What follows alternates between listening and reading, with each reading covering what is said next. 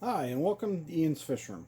Today, I'm going to show you how to make a divider for, this would work for your 10-gallon fish tanks, or anything smaller, and it would work even for your 20-gallon long. You can kind of squeeze it in there and make it work for you. But we're going to work through it, and I'll show you exactly how we can make our own divider at home. The reason I like the divider we're going to make is it does a great job as far as allowing water flow back and forth, and it's very sturdy. If you ever tried using one of the store-bought ones, you find either they're really sturdy and really bad about letting water flow through, or they're let lots of water flow through and aren't very sturdy at all. So we're going to work to build one to do both of those things for us. This is not my own original design by any means. You may have seen it elsewhere, but we're going to show it here today. First thing you're going to need is this. And what this is it's a plastic canvas mesh. And I'll leave a link down there. Let me see if that'll show up for you. I got this at Joann Fabric. And this is just a plastic mesh that they use. Honestly, I don't even know what they use it for. I just use it for making aquarium dividers.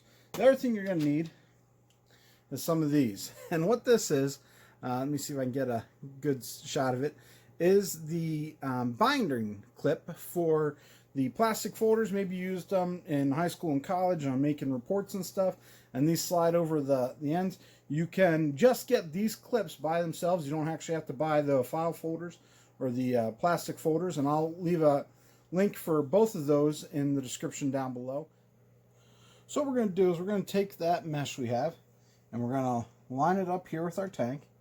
And you can kind of see where the glass is. And remember, let me just show you, we're going to take these pieces and we're going to slide them over the edge. So we can actually do this with one of our sides right now,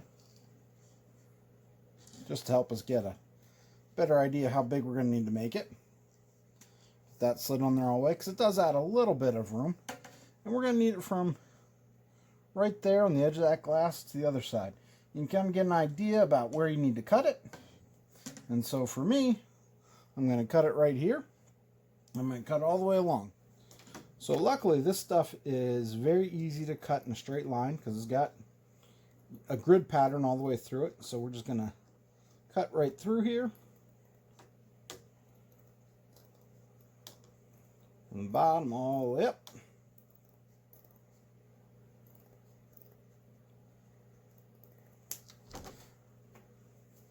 And that should be our width. Now, what I'm going to do is I'm going to take our plastic, I'm going to slide it right over the edge here, and I'm going to just test fit and see if we've got a good fit or not.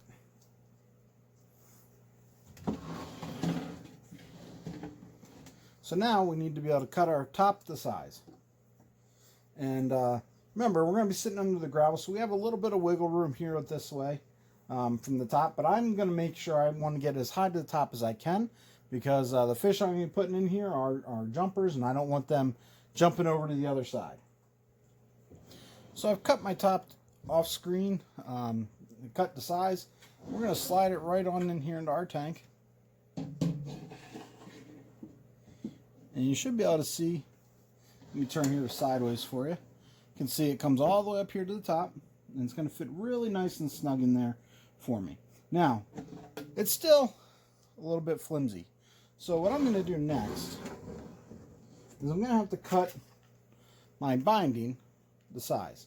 And I like to do it both top and bottom to really make it as nice and rigid so that I don't have to worry about anything, moving around or getting around this at all.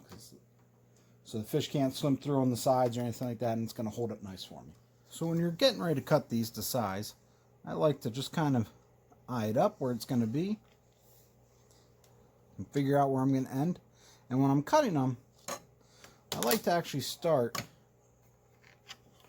on the thin side and cut a little bit at an angle.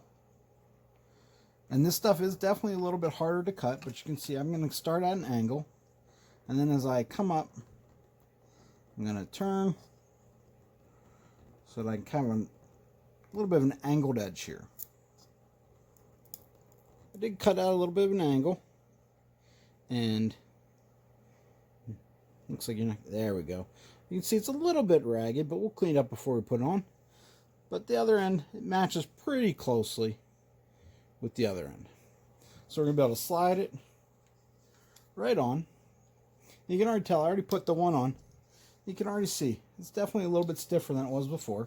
But we'll just slide this one right on.